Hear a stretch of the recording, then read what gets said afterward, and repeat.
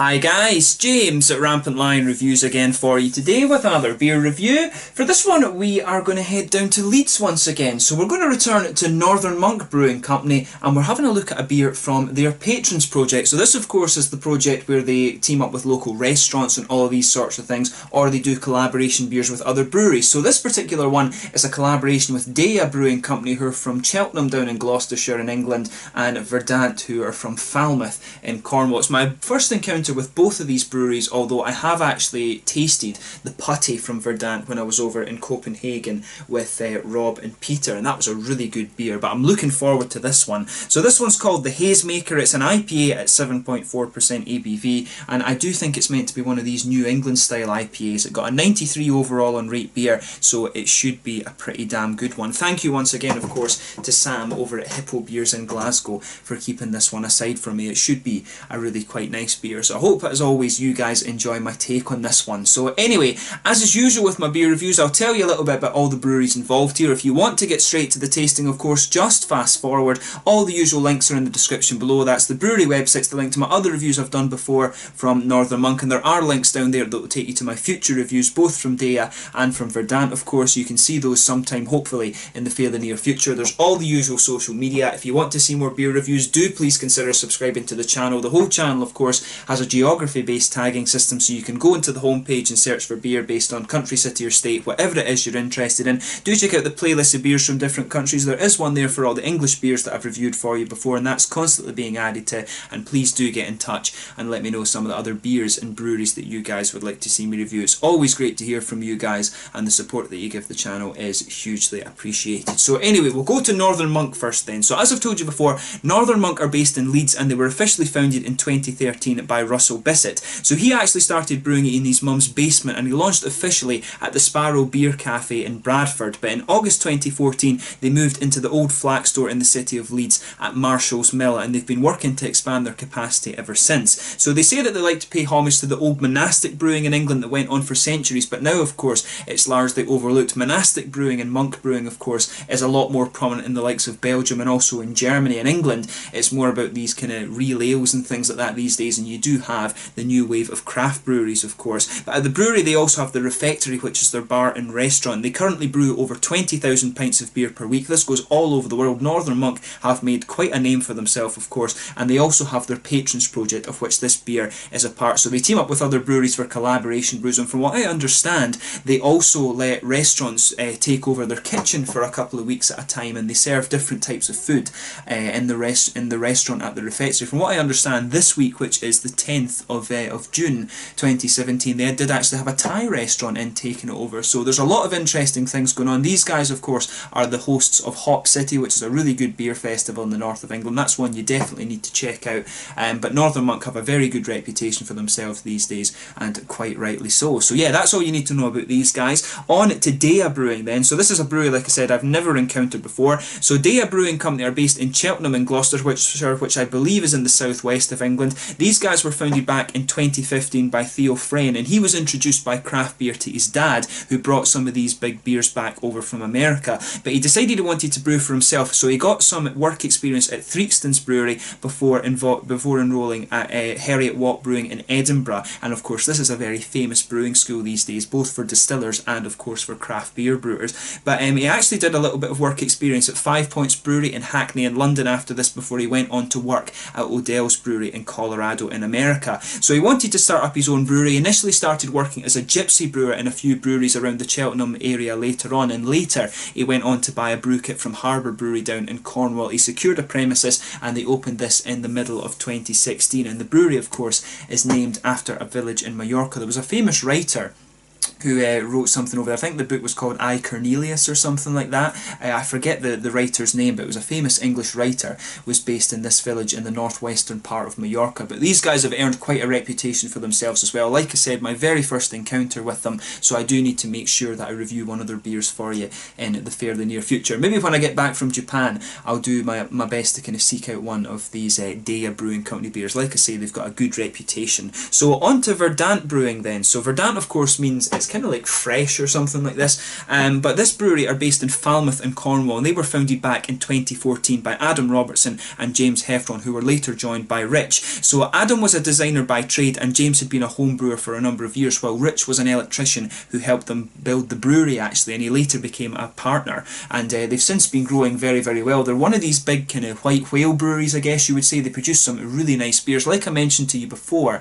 I tried the Putty, which was their double IP. I tried that when I was over in Copenhagen with Peter from Master of the Hoppets and Robert Hopsing, and that was a really, really nice beer. It had this really minty, fresh kind of hoppy feel to it. It was really, really nice. But they ordered their brewing equipment in 2014, and they started brewing their beers early the following year. They brew 3 times a week, which gives them an output of about 6,000 pints per week, and they initially struggled to get their beers recognised in Cornwall, because Cornwall has a very traditional ale scene, if you like, but recently they have been making kind of headways in that, and a lot of the local pubs and restaurants are starting to take their beers, and their beers I think were distributed mainly to London and Manchester and Birmingham and all of these sorts of things. From what I understand, Birmingham is a little bit of a kind of beer wasteland, but a lot of their beers, they brew these big lovely American style beers, and they were getting put out into the bigger cities where they proved to be very popular, so it's good to see that they are starting to make inroads in their local area. But they're a very small operation, and it does seem to be mainly the south of England where you can find their beers, so I'm not sure if I'll be able to review some of those for you at any point in the future. I might just have to do an order from the brewery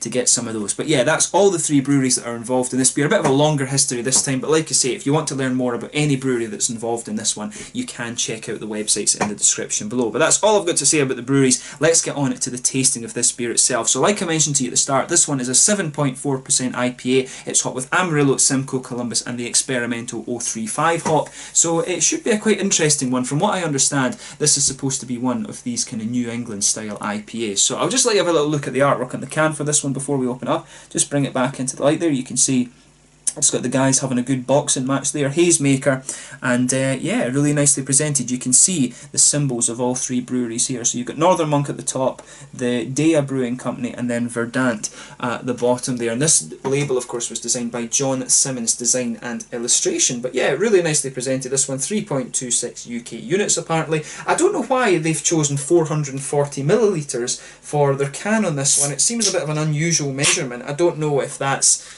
based on the American system that they use over there. I never understand that. The Americans need to get with everybody else and use the metric system. I think they're only one of 3 countries that don't do that. But that said, in the UK, we, for some reason, in science and stuff, we're always taught kilometres, metres and all of this, but really, for some reason, you still talk about feet for height, pounds for meat and miles for distance. It's really stupid in the UK as well, actually. But yeah, so as you can see, this beer's poured really nicely. It's a big, nice, hazy IPA, this one. You can see it's actually quite a bright kind of orangey colour, this one.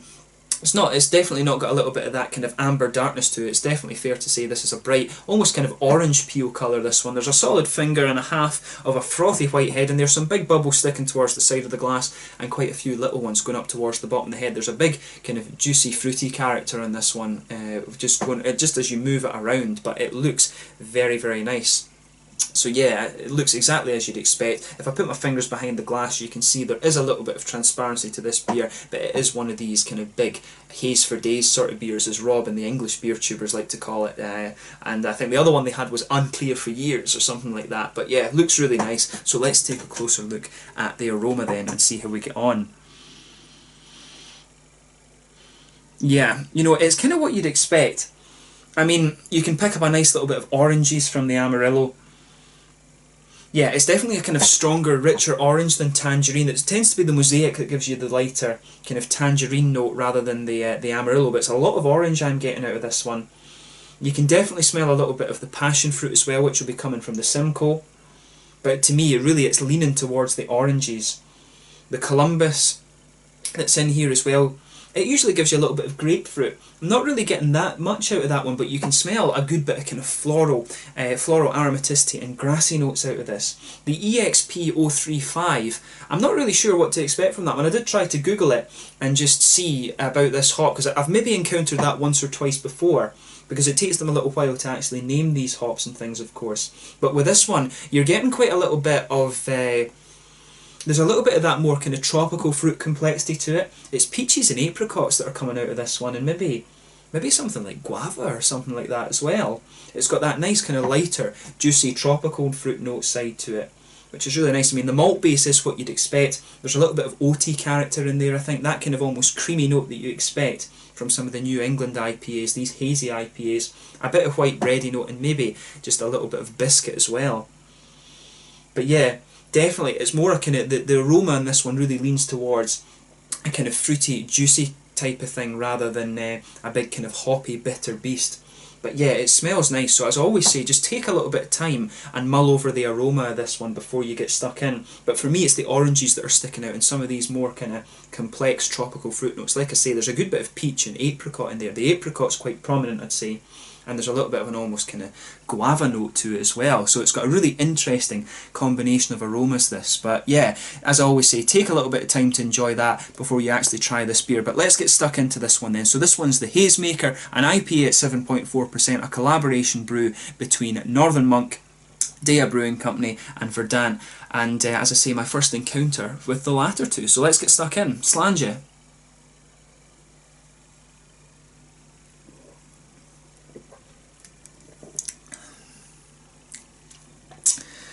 Yeah, that's a pretty damn good beer. There's no mistaking that. You can see it's getting a little bit hazy again as I put the last little bit into it, but that's a really, really nice beer.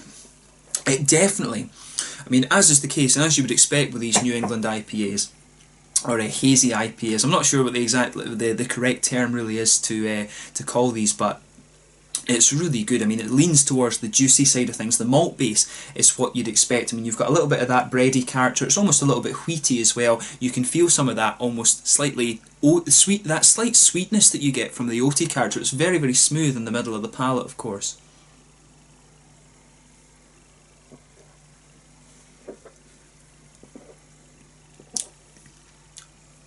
But it's a really nice beer. As your mouth adjusts to it more and more, as I always say, sugar the beer around your palate a little bit and let your whole mouth adjust before you start analysing the flavour too much. But it's got a nice little bit, it just has a nice little bit of bitterness. A lot of these IPAs, of course, are leaning more towards the kind of fruity, kind of juice bombs type of thing, rather than the big hoppy bitterness that you can normally expect of the West Coast beers. But they've done a great job with this. When it's these three breweries that are involved, I know Northern Monk are good. Verdant, of course, as I said, I tried one of their beers and I was over in Copenhagen, and as I said, Deya are supposed to be really good as well. I've not seen any of my English beer tubing colleagues actually review this particular beer or any other ones from Deya. I'll need to have a quick check for that, but these breweries, like I say, do have very good reputations, so you wouldn't expect anything less than a pretty damn good beer from these guys.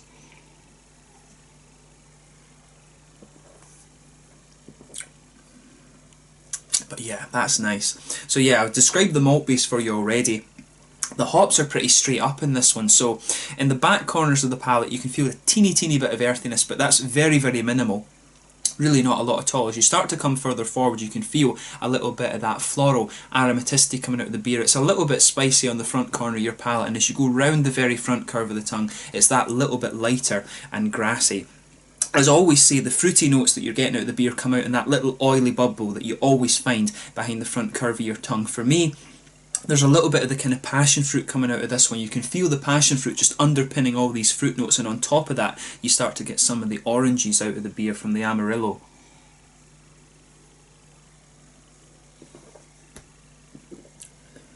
Yeah, that's really, really nice. They've done a great job with this. I mean, the rating that it has on Rate Beer, I think it was a 92, 93 that it had.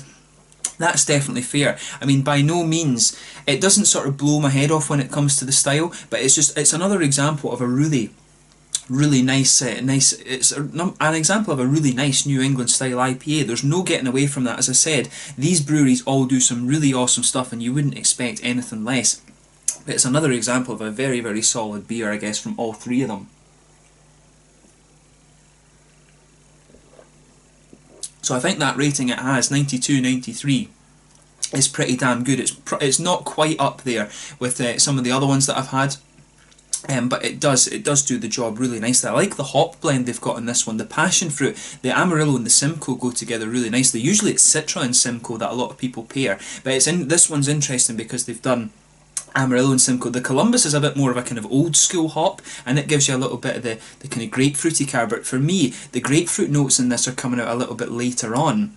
It does have a little bit of that darkness, but the fruity character for me is dominated by the passion fruits from the Simcoe and the oranges from the Amarillo. It goes together just really quite nicely. As you move further into the aftertaste, you start to get a little bit more kind of complexity to it, and like I was saying, it works out. This beer tastes pretty much this. Pardon me. It tastes pretty much the same as what you would expect when you look at the aroma. It has everything. I mean, it's got the oranges, the passion fruit, and then later on you start to get these tropical fruit complexities. You've got a little bit of peaches and apricots. There's a wee bit of almost guava in there as well, but that's very, very minimal. It's maybe more of a slightly, it's maybe even more of a kind of gooseberry flavour. There is just a little bit of that in this, but it's really interesting. As I said, as far as I know, I've never come across this EXP 035 hop, but the peaches and apricots in this one are really what's given the beer a little bit more complexity, and the thing that sets this one apart is the combination of hops. Like I said, normally you'd use Citra and Simcoe together, but they're using Amarillo, and it works really nicely. I wish more breweries would play around with that actually.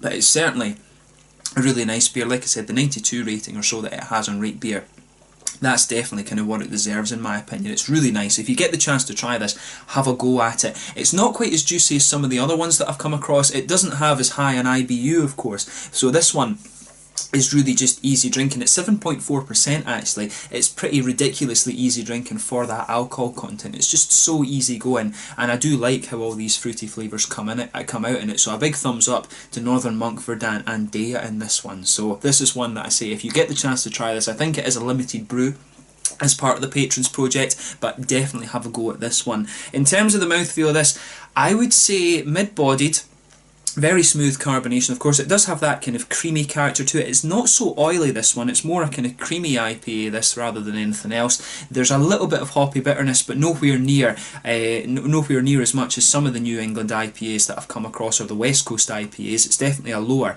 IBU beer. There's some nice juicy fruity character to this one. It has some of the darker tropical fruits at the beginning, but then it progresses into a little bit more lighter and juicier flavour, and there's a little bit of kind of sweetness and smoothness from the malt base as well. But overall, like I said, it's a really quite nice beer, and this one makes me want to try a few more from this Northern Monk Patrons project. But yeah, a big thumbs up to Northern Monk, Deya and Verdant as well. So hopefully I can try a few more of these beers from each of them in the near future. So yeah, if you get the chance to try the Hazemaker, definitely have a go with this one. If you like passion fruits and you like oranges and peaches and apricots, I guess, as well, if you like this kind of fruit combination with your IPAs, this one I think is certainly going to hit the spot for you. So yeah, I guess that's a good way to sign off on this one. So make sure you give this beer a try if you get the chance. It's been really cool to try one from the Northern Monk Patrons project. This was my first review out of that, of course, and it is cool, of course, to do my first reviews from Verdant and Deya as well. So hopefully I can do some dedicated reviews to them for you in the fairly near future, but I'm not sure how easy their beer is to get. But thank you for watching my beer reviews. Until the next time, please like, subscribe, share, all the usual YouTube stuff. Do let me know your own thoughts on this beer in the comment section below if you've tried it. Let me know your favourite beers from each of these breweries as well, and hopefully, like I say, I can return to them in the near future. Make sure you check out all the usual social media, and if you have enjoyed the review, thank you for watching, and please do consider subscribing. Until the next time, it's Slanger just now, and I will catch you guys very soon. The Hazemaker IPA from the Northern Monk Patrons project, in collaboration with Verdant from Falmouth and Cornwall and Deya from Cheltenham in Gloucestershire. Slanger just now.